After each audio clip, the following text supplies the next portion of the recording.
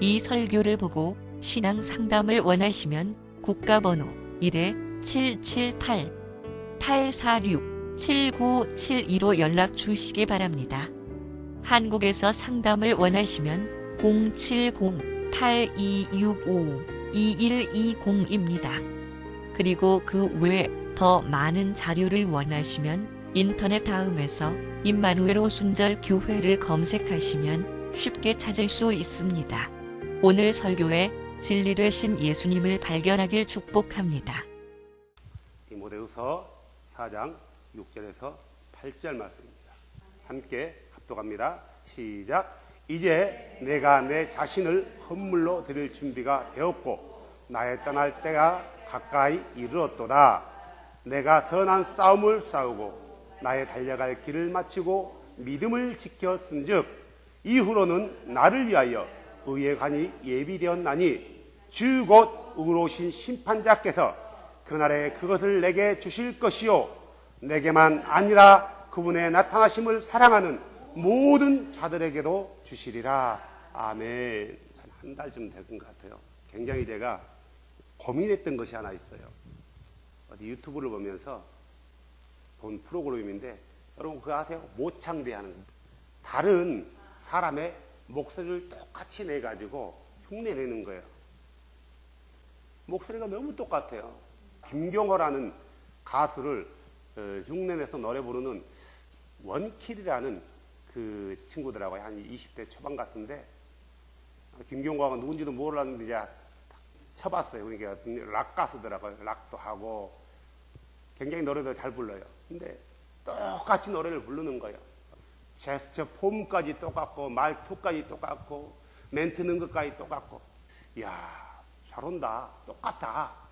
얼마나 연습했으면 저렇게 됐을까. 아니 얼마나 저 친구가 그 친구를 좋아했으면은 그 친구 똑같은 목소리로 똑같은 폼으로 멘트 하나 넣은 것까지 관중들에게 어떻게 저렇게 똑같을 수가 있을까. 잘한다. 여기까지였어요. 근데 이 친구가 너무 잘하니까 방송국 다른 프로그램에서도 이 친구를 청명해가지고 얘기하는데 그 중에 이 원킬이라는 이 젊은 친구가 한마디를 했어요. 김경호 콘서트를 갔는데 콘서트에 자주 가고 어쨌든 게스트로도 출연도 하고 그런데요. 근데 이 김경호가 자기한테 그랬대요. 너는 인생의 반이 김경호냐? 인생의 반이 김경호냐? 나는 그 말 듣고 뻥 갔어요. 이 김경호라는 이 가수가 얼마나 자기가 들어도 똑같거든. 응? 얼마나 네가 나에 대해서 연구했고 나를 알아가려고 했고 나를 닮아가려고 했으면은 응? 얼마나 많은 시간을 투자했으면 네 인생의 반을 나를 닮기 위해서 한 것 같다. 이럴 뜻 아니겠어요? 그래서 이야 세상에 있는 저 친구도 응? 지가 좋아하는 사람을 닮기 위해서 저렇게 노력하고 하는데 나는 뭐냐 이거예요. 때로는 목이 터져라 예수가 그리스도고 예수만이 하나님이라고 외치는 나는 과연 예수를 닮기 위해서 저 친구처럼 인생의 반을 예수께 투자했냐 이거예요. 그래서 너무너무 심한 딜레마에 빠졌어요. 물론 닮는다는 것은 내용적이고 그 사람의 어떤 행동과 모습을 똑같이 한다는 게 닮는 것은 아니라고 봐요. 너무 충격을 빠져서 일하면서도 이거 뭐야 나는. 내가 과연 예수를 향해서 얼마나 그분을 닮아가기 위해서 노력했는가. 심지어 그분의 생각과 그분의 말투와 그분의 행동과 그분의 마인드와 그분의 삶에 대해서 얼마나 내가 닮아가기 위해서 했는가. 하물며 나는 저 친구보다 못한 그런 크리스찬인 것 같다. 심각한 아주 딜레마가 있었어요. 그래서 너무나 가슴이 아팠고 내 자신을 내가 돌아봐도 아직 멀었다. 물론 내가 예수를 정말 알고 나서 그분 앞에 바르게 서려고 노력도 하고 잘못된 생각들, 습관들 끊으려고 몸부림도 치기도 하고 잘못된 교리와 잘못된 어떤 신앙에 대해서 칼같이 잘라내고 과연 이것이 그리스도를 닮는 것인가? 그것은 또 아닐 것 같아요. 물론 그것도 예수 그리스도를 닮아가는 과정 가운데 하나일 수는 있어요. 인터넷을 뒤지면서 보니까 사람들이 예수와 모습을 똑같이 흉내내면서 내가 예수다라고 어떤 사이비들이죠. 그런 사람들도 굉장히 많아요. 시베리아에 가면은 시베리아 예수가 있대요. 맨발 벗고 다니고 옷도 그때 옷처럼 똑같이 하고 다니고 머리도 장발로 우리 그림으로 보지 않습니까? 예수 사진. 그 예수 사진 아니지만 자기가 그거 보고 그렇게 흉내내고 다니면서 자기가 예수인 것처럼 내가 재림 예수다 하고 기도해주고 그래서 기적도 일어난대요. 그래서 어떤 사람은 이 사람의 사진을 걸어놓고 거기다 또 예배도 하고 기도도 하고 그런대요. 브라질에 가니까 브라질의 예수도 있더라고요. 재림 예수도. 그거 늙었더라고요. 어떤 장발에다가 비슷하게 꾸며놓고 옷도 이렇게 그 히브리 사람들 옷같이요. 딱 옆에 걸쳐가지고 있지 않습니까? 만들고. 또 호주에 가니까 또 재림 예수 해가지고 근데 다들 그들이 우리가 즐겨봤던 어떤 영화에 보면은 예수의 어떤 모습들 영화 배역으로 나오는 예수의 모습들 어떤 그 사진으로 봤던 그런 모습들 그거 흉내내고 있더라고요. 호주에 있는 그 재림 예수는 내가 십자가에 못 박혔을 때 나는 그 느낌을 아직도 기억하고 있다. 내가 나사로를 2000년 전에 살렸을 때 그걸 내 사랑하는 친구 나사로를 내가 기억하고 있다. 뭐 이딴 소리 하고 있더라고요.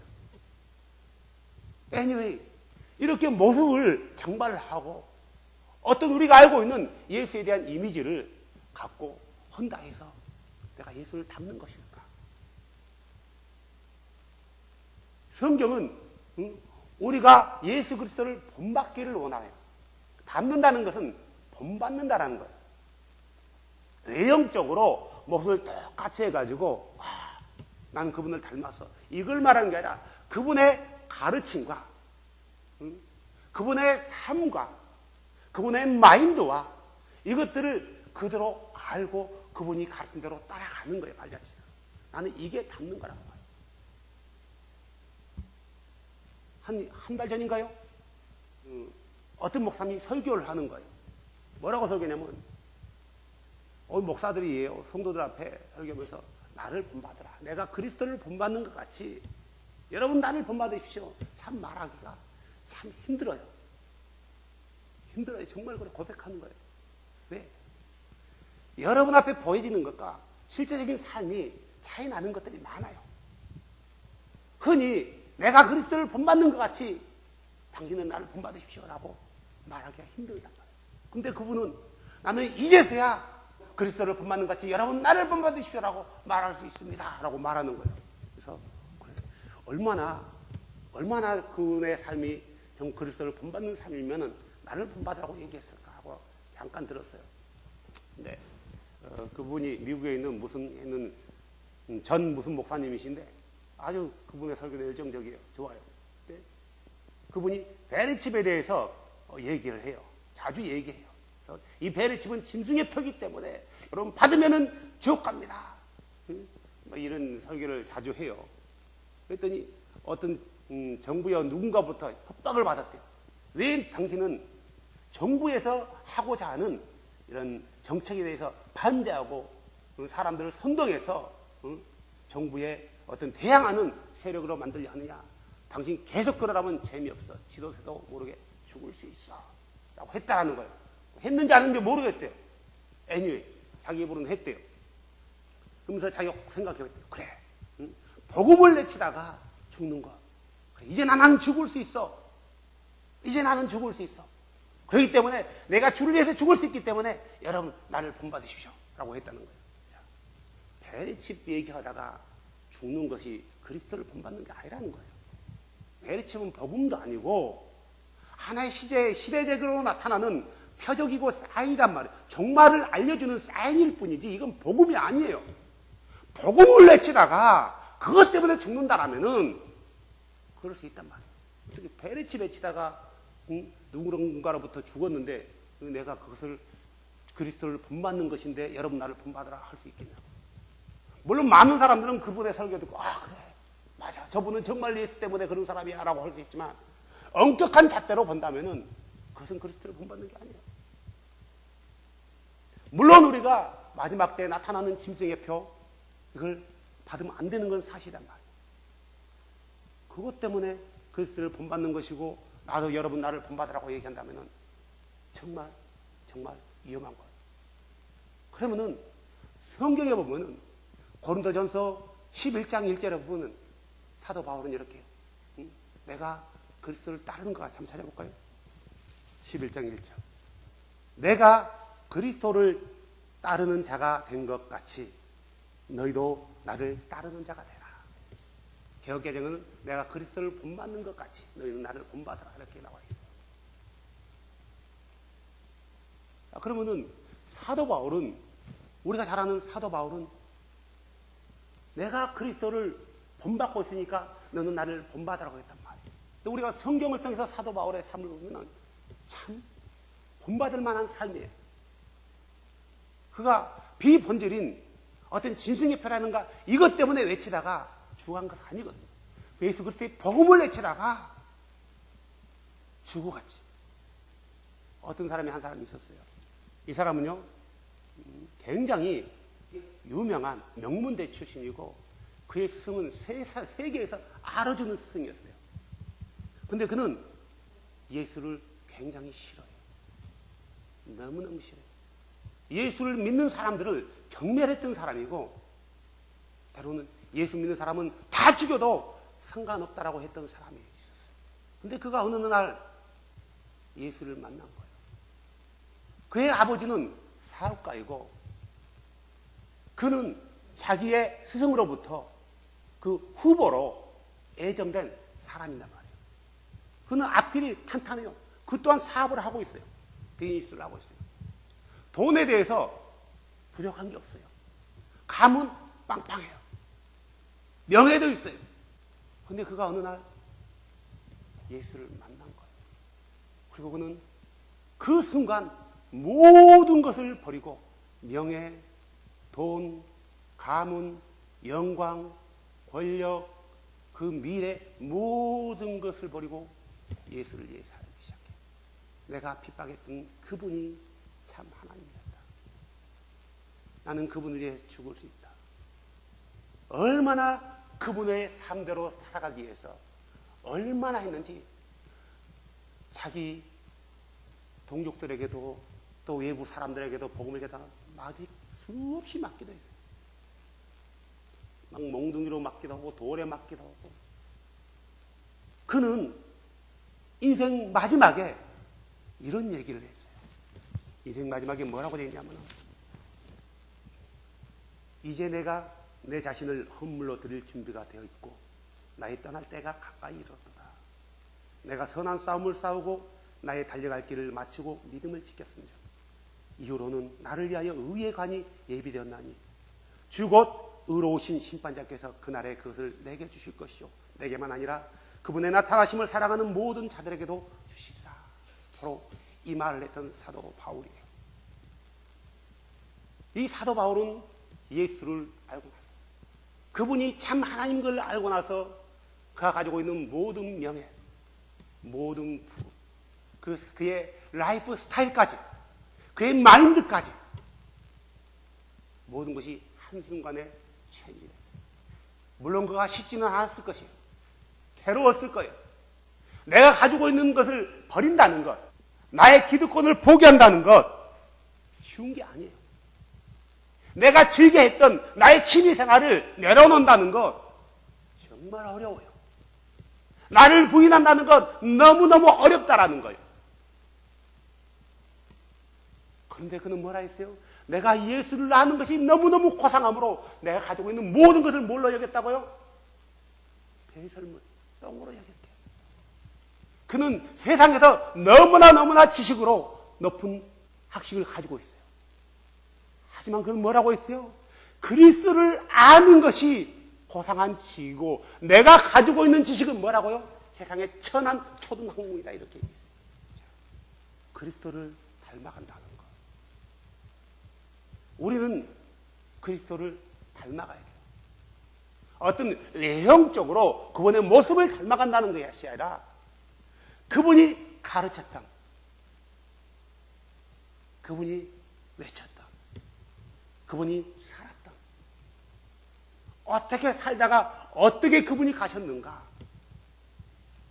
우리 또한 이렇게 살아야 된다는 거예요. 베드로전서 2장 21절에 뭐라고 나왔습니까? 그리스도께서 우리에게 본을 남기기 위해서 발자취를 줬대요.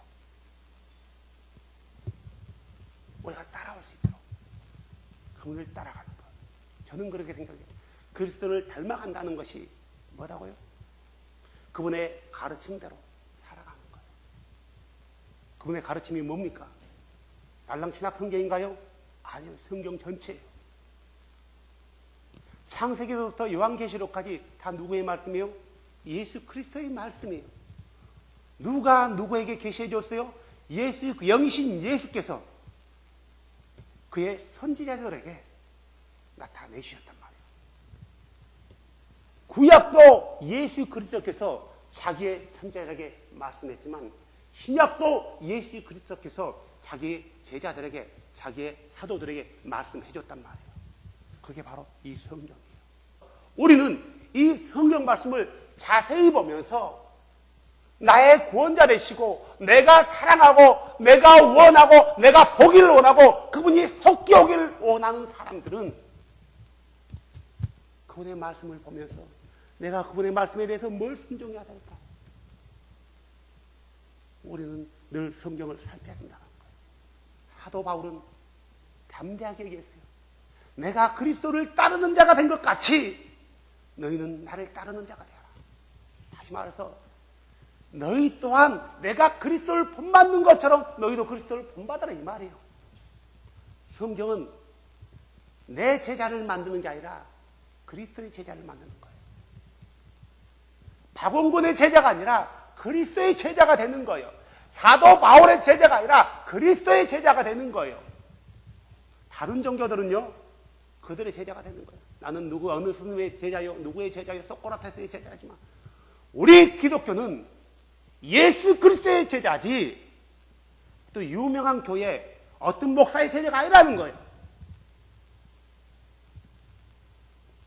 나를 본받는 거지. 도대체 사도 바울이 어떻게 살았길래, 어떤 삶을 살았기에 내가 그리스도를 따르는 자가 된 것 같이 너희는 나를 따르라 이렇게 말할 수 있었을까요? 왜? 그러면 사도 바울이 도대체 삶이 어떤 거예요? 그가 예수를 만나기 전에 삶에는 아주 풍족한 삶이었어요. 장막을 치는 직업을 가지고 있었고요. 비즈니스를 했단 말이에요. 그의 아버지는 로마의 시민권자예요. 히브리인 유대인이지만 로마의 시민권을 가지고 있는 사람이에요. 그래서 나면서부터 로마의 시민이 된 거예요. 누구죠? 우리 자매님은 두 분은 한국 사람이잖아요. 코리안이지만 자녀들은 여기서 샀기 때문에 캐나다 시민권자잖아요. 사도 바울도 똑같은 경우예요. 그는 아버지가 히브리인이지만 또한 로마 시민권을 가지고 있어요. 그렇기 때문에 사도 바울이 나면서부터 로마 시민권을 가지게 됐단 말이에요. 로마 시민권을 가지고 있는 사람은 내가 범죄를 해도, 다른 나라에서 범죄를 해도, 죄를 지어도 그 나라 법으로 다스리는 게 아니라 때리지도 못해요. 때리면은 로마 정부로부터 그 나라는 엄청난 보복을 당한단 말이에요. 그래서 한 번은 사도 바울이 복음을 전하다가 걸렸는데 맞았어요. 근데 이 바울이 로마 시민권자라는 걸 알고 이 사람이 벌벌벌 떠는 거예요. 우리가 로마 시민권자를 때렸다. 이런 빵빵한 배경을 가지고 있어요. 그는 그 당시 가브리엘이라는 위대한 랍비가 있어요. 이 랍비의 수제자였단 말이에요. 그는 성경에 흠이 없는 자라고 얘기하고 있어요.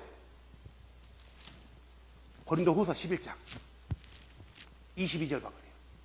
그들이 히브리 사람이냐? 나도 그리하며. 그들이 이스라엘 사람이냐? 나도 그러하며. 그들이 아브라함의 씨냐? 나도 그러하며. 그들이 그리스도의 살자냐?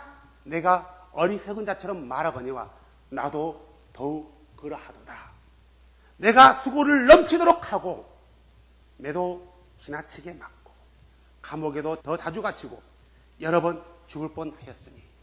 자, 저는 빵빵한 뒷배경과 앞으로 승승장구할 수 있는 비전과 미래가 있었던 사람인데, 근데 그가 그리스도를 알고 나서 자주 감옥에 갇히고 매도 맞고 수없이 줄국번 하였도다라고 하고 있어요. 내가 유대인들로부터 40에서 하나를 뺀 매를 5번 맞았으며 몇 대 맞은 거예요? 39대요. 유대인들은 이게 있어요. 잘못하면은 매를 몇 대까지 때릴 수 있어요? 39대까지. 40대를 때렸다 그러면 때린 사람이 한 대를 맞아야 된대요. 막 열받아가지고 50대를 때려버린 거야. 그러면 그러는 율법에 의해서요, 11대를 지가 맞아야 되는 거예요. 그러니까 정신 바짝 차리고 때려야 돼요. 마음에 하나를 뺀 39대의 매를 몇 번 맞았다고요? 5번 맞았대요. 맞아보셨어요? 맞아봤니? 누구 때문에요? 예수님 때문에. 예수님 때문에. 25절 보세요. 3번은 몽둥이로 맞고, 그냥 이런 해초리가 아니라 몽둥이래요. 몽둥이로 맞고, 1번은 돌로 맞고, 3번은 배를 타고 다 파손돼 가지고 한밤과 한낮을 깊은 속에 있었고 1박 2일을 배에서 파손돼 가지고 떠돌아야 했다는 거예요. 26절에 자주 여행하며 물의 위험과 물에 빠져 죽을 뻔도 했대요. 강도들의 위험과 강도도 만나게 되었대요. 내 동포로 위한 위험. 예수를 믿는 자들을 핍박하는 유대인들로부터 엄청난 위협을 당했대요. 또한 이교도들로부터 위험과, 오직 예수만이 참 하나님이라고 얘기하니까 이게 무슨 소리야? 우리 다이애나 신이 위대한 신 아니냐? 다이애나요! 다이애나요! 3시간 동안 부르짖었어요. 에베소에서. 누구 때문에요? 사도 바울 때문에. 이들에게 이게 맞았대요. 도시의 위험과 광야에서의 위험과 바다에서의 위험과 거짓 형제들 가운데 위험을 당하였고, 또 지치고 아프고 여러 번 밤을 새우고 굶주리고 목마르고 여러 번 금식하고 추위를 당하고 헐벗었노라. 누구 때문에? 예수님 때문에. 예수님 때문에 굶주리고 헐벗어 보셨어요? 매 맞아 보셨어요? 뺨 맞아 보셨어요? 복음 때문에. 우리는 할 것 다 하잖아요. 우리는 예수를 사랑한다면서, 앞에 있는 이 목사부터 예수를 사랑한다면서, 그분이 나의 생명이라면서, 그분이 나를 죄에서 건졌고 죽음에서 건졌다라고 말하면서 그분을 닮아가려고 하는 나의 열정들이 없다라는 거예요. 여러분, 내가 그리스도를 닮아가고 있지 않기 때문에 그분을 닮아가야 되지만, 그분을 따라가야 되지만, 그렇지 않는 것 때문에 우리는 가슴 아파야 되는 거예요. 단순히 성경을 읽는 게 그리스도를 닮아가는 거 아니란 말이에요. 단순히 교회에 나서 예배하는 건 그리스도를 닮는 게 아니에요. 가끔씩 기도하다 눈물 흘리는 거, 이거 그리스도를 닮는 게 아니란 말이에요. 교회 헌금하는 거, 이게 그리스도를 닮는 게 아니에요. 우리 약간의 어떤 액션을 채놓고 우리 인업하다, 난 다 했다, 난 예수를 사랑한다라고 말할 때가 종종 많아요. 정말 그리스도를 닮는 것은 그분을 위해서 나의 삶을 드리는 거다. 사도 바울만 그랬을까요? 우리 사도 베드로는 어때요? 그는 복음을 위해서 있다가 마지막에는 죽을 때 어떻게 죽었어요? 십자가에서 거꾸로 죽었대요. 그 뭐라고 했어요? 내 사랑하는 주께서 서서 죽었는데 내가 어떻게 그분과 똑같은 자세로 죽을 수 있냐? 나를 거꾸로 옵니다. 주의 제자 야고보는요, 오순절 이후에 제일 먼저 순교당한 사람. 당신의 못자국과 당신의 창자국을 보여주지 않고 만져보지 않고서는 내가 도저히 당신을 믿을 수 없습니다 라고 말했던 도마는 그 이후로 인도에 가서 순교당했어요. 예수님의 12제자 중 사도 요한만이 늙어서 죽었지만 모든 제자들은 다 그 복음을 전하다가 이교도들에게, 동족들에게 창에 찔리고 목이 잘리고 죽었단 말이에요. 뭐 때문에요? 예수 그리스도 때문에. 나를 사랑하사 나를 위해 자기 몸을 드린 그분 때문에. 3년 동안 그분을 따라다녔는데 그분이 막상 죽음의 현장에 있을 때 자기 목숨을 부지하고자 모두가 도망갔었어요. 그런데 그분을 참으로 알고 이제 내가 그분을 위해서 죽을 수 있노라. 그들은 죽음을 망설이지 않고 예수가 아도나인 것을 선포했고 예수가 구원자임을 선포했고 예수만이 하나님을 선포했단 말이에요. 그러다 보니 같은 동족 유대인으로부터 엄청난 핍박을 당했고 이 교도들로부터 무슨 소리냐 예수만이 하나님이야. 우리에게도 신이 이렇게 많이 있는데 그렇게 죽었단 말이에요. 성경을 보니 예수를 닮아갔던 사람들은 예수를 닮아가는 그 사람들은 그들의 삶이 우리와 사뭇 다르다는 거예요. 그것은 편안하고 안식하는 자리에서 머물러 있지 않았고 스스로 불편함을 선택해서 갔다라는 거예요. 무릇 그리스도 안에서 경건하게 살고자 하는 자들에게는 고난이 있다라는 그 말씀을 한 그 제자들은 일부러 그리스도를 위해서 고난을 선택했다라는 거예요. 전에는 그들을 받아들이지 않는 자들에게 주여 저들에게 하늘에서 불을 내서 태워보십시오 라고 말했던 그 제자들이 예수를 알고 나서 그분의 마음을 알고 나서 그분을 안속에 모셔놓고 나서 서로 사랑해라. 서로 사랑해라. 주께서 너희를 사랑한 것처럼 서로 사랑해라. 사랑은 허다한 허물을 덮는단다. 이렇게 외쳤던 제자들. 우리는 우리 안에 예수가 있다라고 말하면서 우리의 입술은 너무나 가시와 우리의 마인드는 너무나 자기의 이기적인 것과 우리의 생각은 온통 나에 대한 포커스로 맞춰 있다는 거예요. 사도 바울은 복음을 알고 나서 그는 주체할 수가 없었어요. 자기 가장 가까운 친척들에게도 얘기했지만 버림당했어요. 자기 동족들에게도 버림당했어요.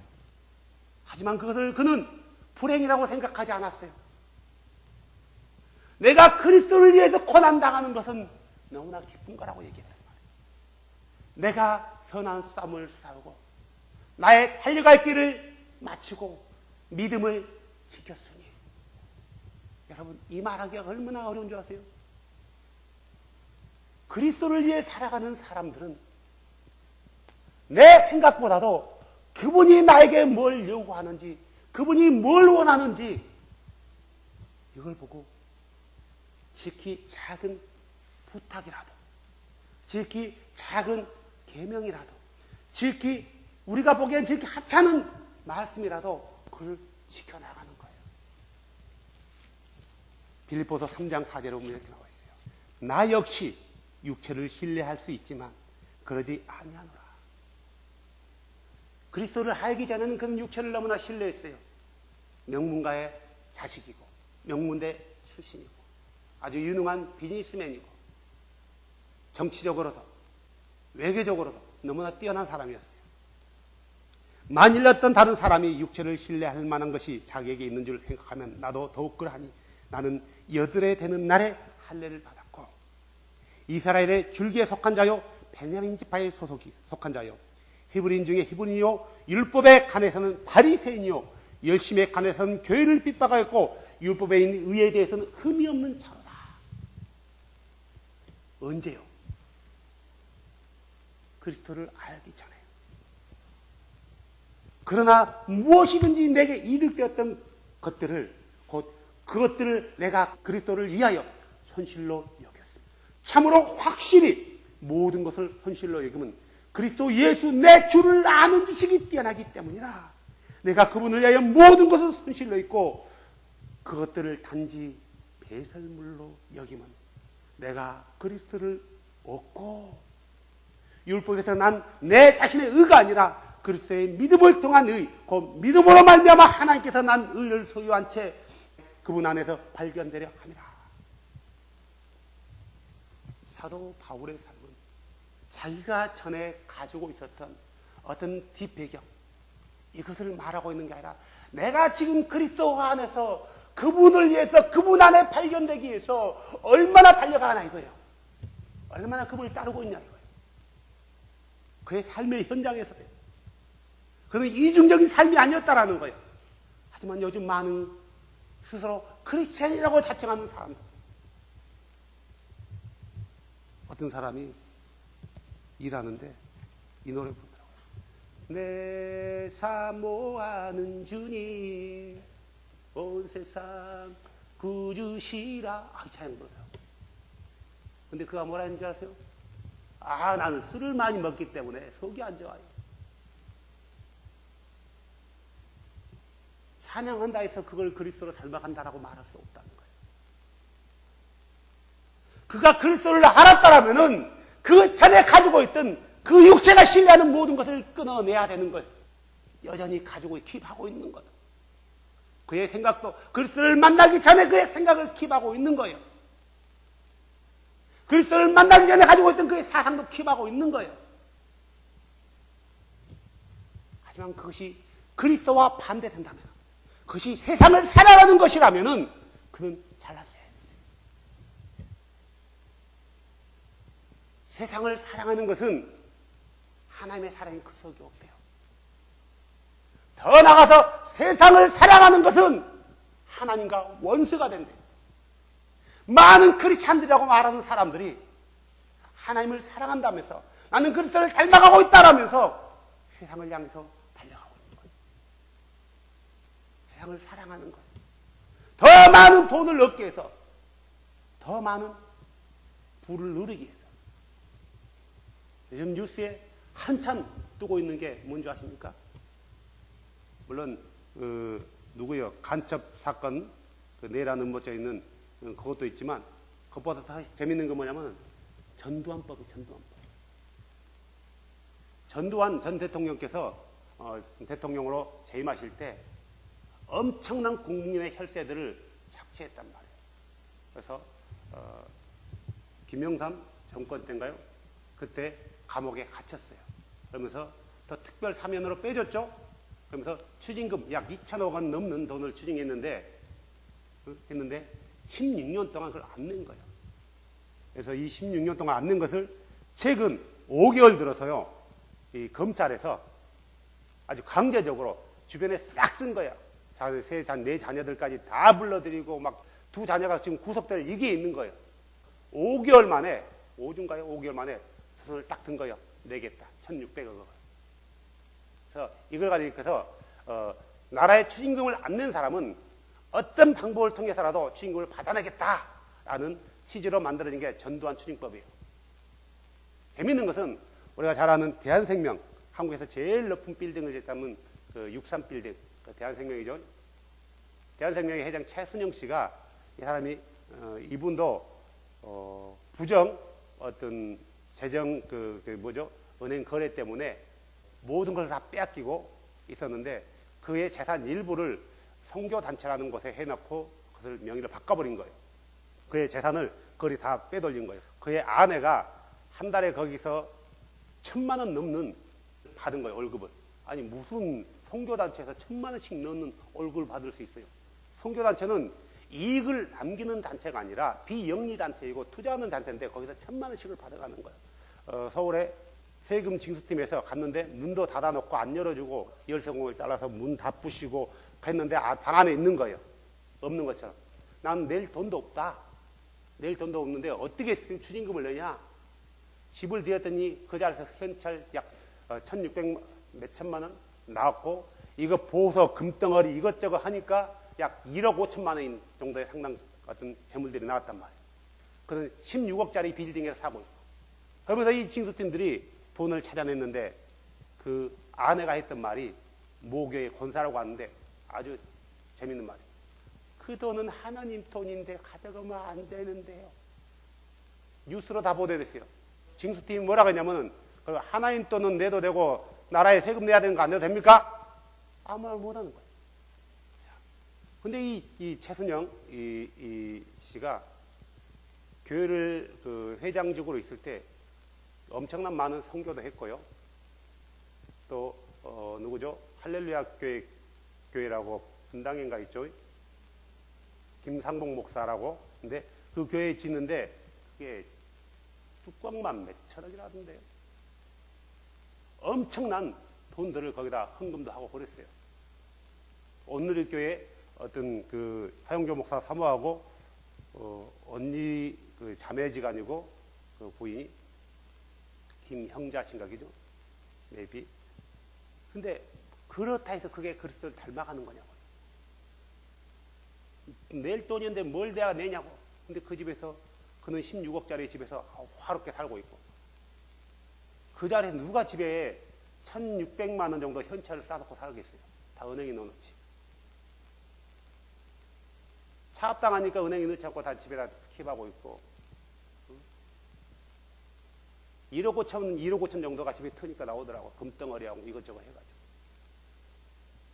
물론 그가 재물을 가지고 있는 것이 잘못된 게 아니지만 그가 부정한 돈으로 교회에 헌금했고 부정한 돈으로 선교를 한다라고 했고 부정한 돈으로 해서 속여가지고 대출을 받고 나라에 그래서 엄청난 나라에 경제적인 피해와 손실을 입혔고 그의 직원들이 엄청나게 많은 사람들이 잘려져 나가면서 비정규직과 정규직 하면서 굉장히 문제가 됐었어요. 부당한 방법으로 어떤 매출을 올리기도 했고요.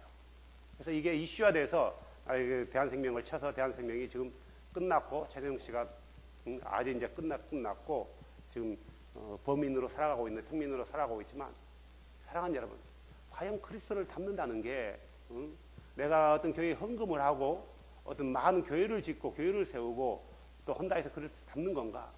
목사들은 교회에서 앞에서 강단 앞에서 설교한다 해서 이게 그리스도를 닮는 건가?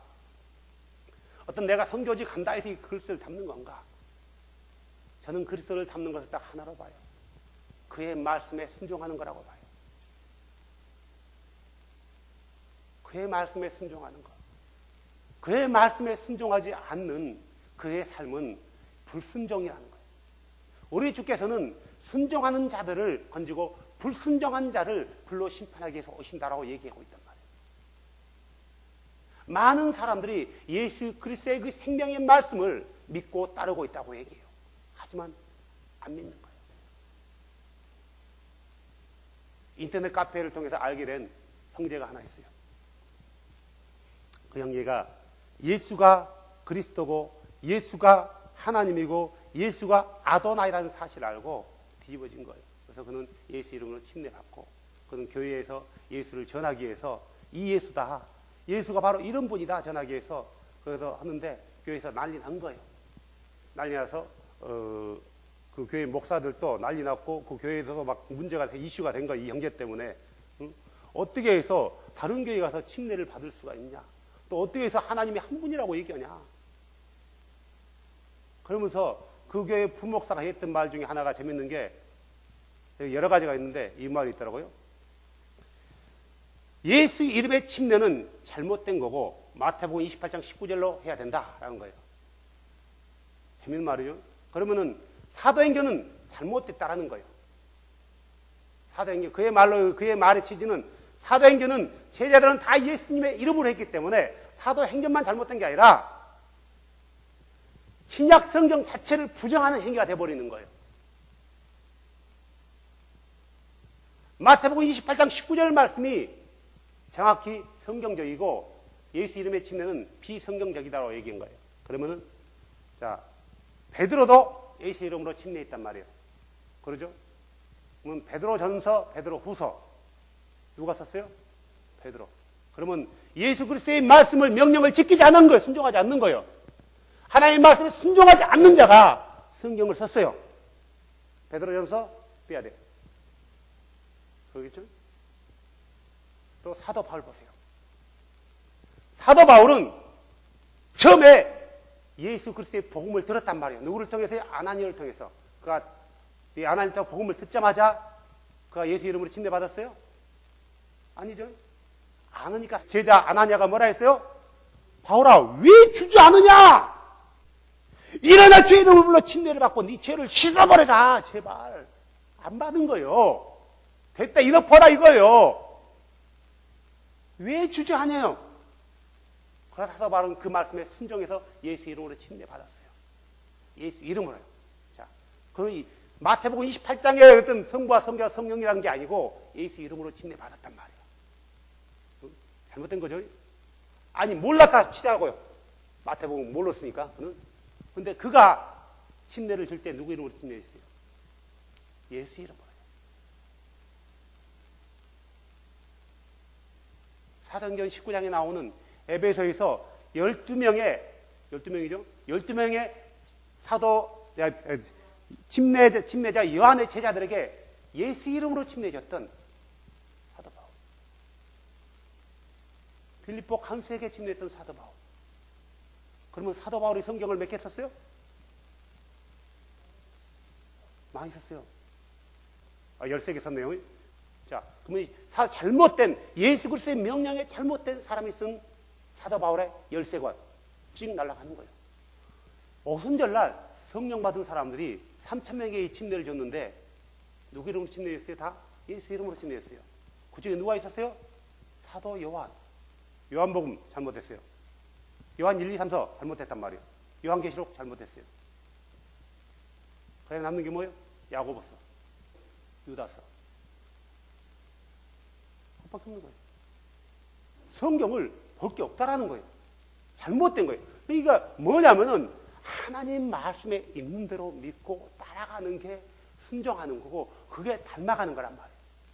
우리 사도 바울은 그분의 말씀을 따르기 위해서 자기 모든 기득권을 포기했고 자기가 누릴 수 있는 모든 것을 내려놓고 육신의 것, 자기가 지금까지 가지고 있던 것을 배설물로 여기고 그리스도께 발견되는 것을 오히려 그것을 알고 발견되기 위해서 삶을 살아갔던 게 사도 바울이란 말이에요. 그는 이렇게 인생의 말년에도 이렇게 해요. 내가 그리스도를 본받는 것 같이 너희는 나를 본받아라. 내가 그리스도를 따랐는 자가 된 것 같이 너희는 그리스도를 따라라. 결국 우리가 사도 바울을 본받는다는 것은 사도 바울 자신을 본받는 게 아니라 사도 바울이 그리스도를 어떻게 본받는가 보고 우리도 그렇게 본받으라는 거예요. 사도 바울만 본받아야 되나요? No. 예수 그리스도의 제자들을 우리가 본받아야 되는 거예요. 그들이 어떻게 살았는지, 어떤 삶을 살았는지, 그리스도께 발견되고 나서, 그리스도께 붙들림 받고 나서 그들의 삶이 어떻게 되는지, 저는 나 살려라 다 도망갔던 자들이 이제 나는 그리스도를 위해서 죽을 수 있다라는 그런 마음으로 체인지했단 말이에요. 뭐 때문에? 복음 때문에요. 그냥 교회 가고 그냥 선교지 아무것도 몰라요. 그냥 선교지 가서 사람들 뭐 음식 나눠주고 이게 그리스도 닮은 건가요? 아니거든요. 우리가 흔히 마더 테레사라고 해요. 인도의 빈민가에 가서 복음을 전했다. 하지만 그는 한마디도 예수 얘기를 꺼낸 적이 없어요. 그는 수시로 힌두교 사당에 가서 기도하기도 했고 그에게 들어오는 모든 후원금들은 다 뒤로 자기 개인 통장으로 만들어서 개인 착복했고 한 번도 예수가 주라고 고백해 본 적 없어요. 다만 사람들은 그가 캐톨릭 수녀다. 이것뿐이에요. 애니의 그런 빈민가에 가서 그 남은 일생을 다 바쳤어요. 그래서 사람들이 그녀를 마더 테레사 그래요. 자, 그러면 예수 닮는 건가요? No. 어떤 불쌍한 사람들 향해 가서 자기 삶을 드리면서 헌신하고 하는 게 그리스도를 닮는 거라면 착각이란 말이에요. 내가 비록 빈민가에 가지 못한다 할지라도 비록 내가 오지에 가서 선교를 하지 못한다 할지라도 내가 있는 자리에서 그분의 말씀대로 순종하고 따라가는 것 그분의 말씀을 지켜나가는 것 그분의 말씀 때문에 내 생명도 포기할 수 있는 것 근데 우리는 너무나 많은 말씀들을 버렸지 않습니까? 내가 원하는 것만 들어요. 내가 원하는 것만 한단 말이에요. 이건 그리스도를 닮는 게 아니라는 거예요. 하나님이 원하는 것은 예수 그리스도께서 우리에게 원하는 것은 전부를 원하지 어느 하나만을 원하지 않단 말이에요. 우리 입맛대로 하나님 말씀을 골라가면서 지켜야 되는 게 아니라 하나님 말씀은 전부를 지켜야 되는 거예요.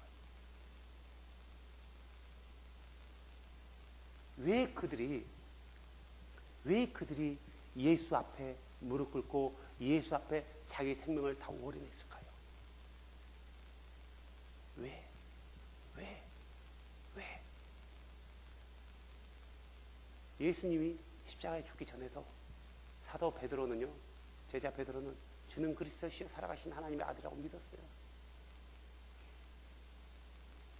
그것은 베드로의 고백만이 아니라 모든 제자들이 우리는 이렇게 믿나이다라고 고백했어요. 주는 그리스도시요 살아계신 하나님의 아들입니다라고. 그런데 그들이 어떻게 됐어요? 예수님 십자가에 죽기 전에 다 도망갔어요. 알고 있지만 알고 있는 게 아니었어요. 그리고 그들이 정말 부활하신 주님을 만나고 성령으로 오신 그분을 만나와서 그들의 삶은 완전히 달라진 거예요. Everything. 베드로 가족이 있어요. 요한, 야고보 가족이 있어요. 모든 제자들이 가족이 있어요. 근데 그들은 그것보다도 예수 그리스도의 복음을 전하는 게 우선이라고 여겼어요. 비록 내가 이 복음을 전하다가 목이 잘린다 할지라도 복음을 전하는 것은 그리스도의 말씀에 대한 순종의 일부예요. 그들이 그것만 전했을까요? 다시 말해서 그들은 예수 그리스도가 정확히 누구다는 것을 먼저 알고 나서 그 다음부터 그들의 삶은 순종하는 삶이었다라는 거예요. 정확히 알지 못했을 때는 그들은 나를 살려라고 다 도망갔지만, 자기 목숨 부지하게도 도망갔지만, 그분이 누구라는 것을 알고 나서, 그분의 실제적인 존재에 대해서 알고 나서, 아, 이분이 아도나였구나, 이분이 창조주구나, 이분이 우리에게 말했던, 아브라함에게 찾아갔던, 모세를 만났던, 엘리야에게 불을 내렸던, 비타 있으라고 말씀했던 그분이었구나 라고 알고 나서 그들은 그분의 말씀 하나하나를 버리지 않고 순종하면서 지켜나갔다는 거예요. 그렇기 때문에 우리는 그들을 본받을 만해요. 왜요? 그들의 삶 자체가 예수 그리스도를 본받는 삶이었고, 예수 그리스도를 닮아가는 삶이었고, 예수 그리스도를 따르는 삶이었기 때문에 그래요. 우리는 하나님을 어떻게 닮아가요? 하나님의 영이신데. 그래서 하나님 닮아가는 것은, 하나님 닮아가는 것은 말씀을 순종하는 것 뿐이란 말이에요. 말씀을 순종하는 것 뿐이에요. 이 말씀대로 행하는 것 뿐이에요. 이 말씀대로 믿는 것 뿐이에요. 이 말씀대로 순종하고 믿다 보면은 반드시 우리에게는 고난과 역경이 오게 돼 있어요. 말씀대로 믿지 않기 때문에 우리에게 고난이 없는 거예요. 말씀대로 믿는 것, 따르는 것 너무너무 중요해요. 사랑하는 여러분, 단순히 우리가 교회 나왔기 때문에 그리스도를 닮아간다, 내가 어떤 복음을 좀 어느 정도 전하기 때문에 그리스도를 닮아간다 생각하는 것은 오산이라는 거예요. 하나님 말씀에 있는 그대로 순종하면서 복음을 전해야 되는 거고, 그 알고 나서 알고 예배를 해야 되는 거고, 알고 기도를 해야 되는 거예요. 내가 누구에게 기도해야 되는 대상도 알지 못하면서 누구에게 해야 되지? 아버지한테 해야 되나? 아들한테 해야 되나? 성령한테 해야 되나? 애나 모르겠다, 세 사람 다 부르자. 이건 그리스도를 닮는 게 아니에요. 제자들은 그렇게 기도하지 않았다는 거예요. 우리가 제자들을 닮는 것은, 그들을 닮는 것은 그들이 어떻게 그리스도를 믿었는지를 봐야 되는 거예요. 그들이 믿었던 대로 믿는다 해서 그리스도 닮은 건가? No, 그것도 아니에요. 그들이 믿는 대로 믿고, 우리도 믿고 모든 말씀대로 순종하는 거예요. 아는 것으로 끝나는 것은 못하는 것보다 뭐래요. 너희들이 차라리 나를 보지 못했다면은 죄가 없으려니와 너희들이 볼무리에서 내 앞에 죄가 있다. 사랑하는 여러분, 예수 그리스도는 우리가 본받아야 될 대상이고, 우리가 한없이 사랑해야 될 대상이에요. 그분은 우리가 만나야 되는 하나님이세요. 사랑하시잖아요. 예수님 사랑하시죠? 입술로만 사랑한가요? 우리 효진 형제, 입술로만 사랑해요? 그냥 사랑한다고 고백하는 거예요? 그러면 마음으로만 살아가면 되는 거예요? 쉐마 이스라엘아 들으라. 주 우리 하나님은 한 분이시니 너는 마음을 다하고 혼을 다하고 생명을 다해서 그분을 사랑하라. 그분을 사랑하는 사람들은요, 그분과 함께 있는 시간들이 기뻐요. 우리는 그분 앞에 설 때요, 우리는 그날을 위해서 지금 달려가는 거예요. 지금 사도 바울은 이제 내가 그분 앞에 쓸 날이 멀지 않았다, 가까웠다. 사도 바울은 말년에 쓴 성경이 디모데 전서란 말이에요. 내가 이제 갈 때가 다 됐다. 이제 나의 달려갈 길을 마치고 내가 선한 싸움을 싸우고 내가 믿음을 지켰으니 우리는 예수 그리스도의 그 마음을 우리 속에 가지고 있어야 되고 그분의 가르침을 잊어버리면 안 되는 거고 우리는 그분 앞에 서기 위해서 날마다 거룩해야 되고 죄를 멀리해야 되고 그분의 말씀을 하나하나 순종해야 되고 참 진리대로 성경대로 진리를 믿어야 되고 할 게 많아요. 따를 것도 많고 할 것도 많아요. 따를 게 많고 할 게 많다 해서 어려운 것은 아니란 말이에요. 우리의 마음이 안 하려고 하니까 어려운 거지. 처음부터 순종하려고 한다라면은 쉬워요. 주께서는 내가 순종하지 않는 것을 책망하는 거지 내가 순종하다가 실패하는 것에 대해서 우리 주님 말씀하지 않는다는 거예요. 사랑하는 여러분, 우리는 알고 있어요. 이제 우리 주님이 우리 가운데 오실 두 번째로 나타나실 그날이 얼마 남지 않았다는 것. 물론 그날이 내일일지 한 달 후일지 1년 후일지 10년 후일지는 우리는 장담할 수 없지만 순 베리스 우리 주님이 이렇게 갖고 왔다면 우리도 이렇게 고백해야 되지 않을까요? 이제 내가 내 자신을 헌물로 드릴 준비가 되었고 나의 떠날 때가 가까이 이르렀도다. 내가 선한 싸움을 싸우고 나의 달려갈 길을 마치고 믿음을 지켰은즉 이후로는 나를 위하여 의의 간이 예비되어 있나니 주 곧 의로우신 심판자께서 그날에 그것을 내게 주실 것이요 내게만 아니라 그분의 나타나심을 살아가는 모든 자들에게도 주시리라. 우리의 입술에서 감히 이런 고백이 나와야 되지 않겠습니까? 이런 고백은 나이든 듬직한 60 먹은 사람만이 되는 게 아니라 젊은 우리 호준 형제 같은 이 젊은이도 얘기할 수 있어야 되고 이제 중년인 나도 마찬가지고 여러분도 마찬가지라는 거예요. 아니 예수를 주로 믿는 모든 사람들이 이렇게 고백할 수 있어야 돼요. 내가 선한 싸움을 싸우고 나의 달려갈 길을 마치고 믿음을 지켰은즉 얼마나 그 갈등 가운데 그가 달려가는 길이 힘들었겠어요? 힘들지 않았겠어요? 사도 바울의 삶이 힘들지 않았겠어요?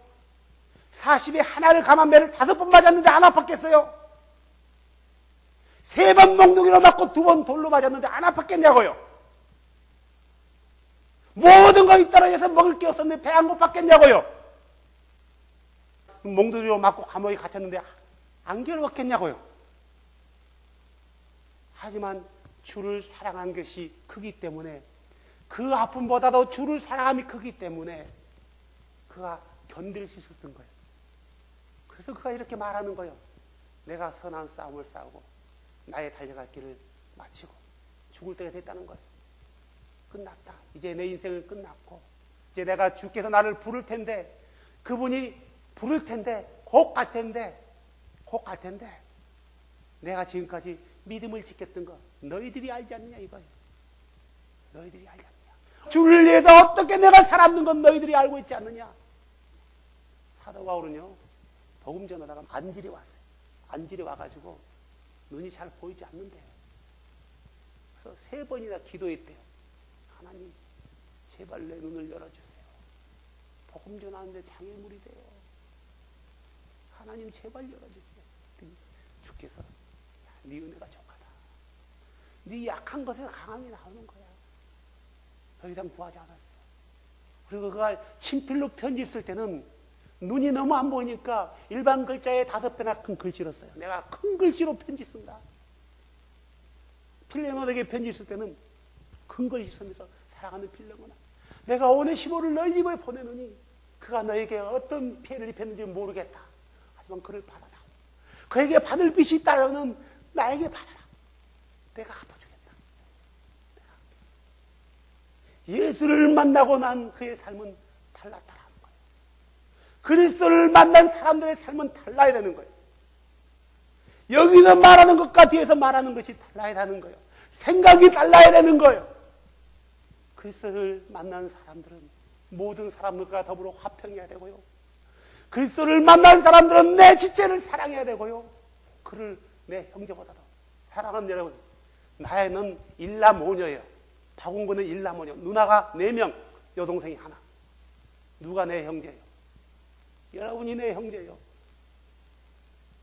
그들은 주의 말씀대로 순종하지 않아요. 그냥 대충 믿어요.